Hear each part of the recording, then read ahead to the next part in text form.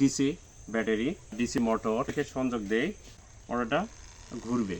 এই মোটরটা কেন ঘুরে, মোটরের কার্যক্রম কি, কিভাবে মোটর কাজ করে প্র্যাকটিক্যালের মাধ্যমে দেখাচ্ছি।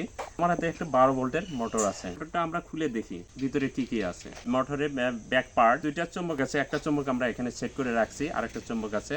এর মোটরের আর্মেচার, আর এটা হলো লোহার দণ্ড, রিং দেওয়া আছে, এখানে অনেকগুলো কয়েল পেঁচানো আছে। আর এখানে দেখছো রিং ব্রাশ আছে।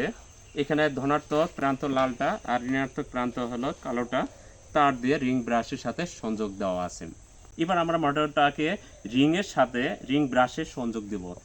এখানে সে বিদ্যুৎ সংযোগ দেয় ব্যাটারির সাহায্যে, এর ভিতর দিয়ে তড়িৎ প্রবাহিত হবে, তখন এটা একটা বিদ্যুৎ ক্ষেত্র তৈরি হবে। এখানে দুটো ম্যাগনেট আছে, নর্থ এবং সাউথ, এই দুটো চুম্বক ক্ষেত্র সৃষ্টি হবে। যখন আমরা বিদ্যুৎ সংযোগ দেব তখন একটা বিকর্ষণ সৃষ্টি হবে, সেই কারণে মোটরটা ঘুরে। এটা ব্যাটারির ধনাত্মক প্রান্ত আর এটা ঋণাত্মক প্রান্ত সংযোগ দিলে মোটরটা ঘুরতেছে।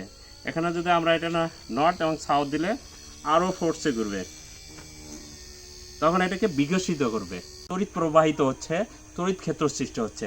আর এই ম্যাগনেটটা আছে, চুম্বক ক্ষেত্র সৃষ্টি হবে। যখন চুম্বক এখানে আছে আর একটা চুম্বক দিলে তখন মোটরটা আরও ফোর্সে ঘুরবে।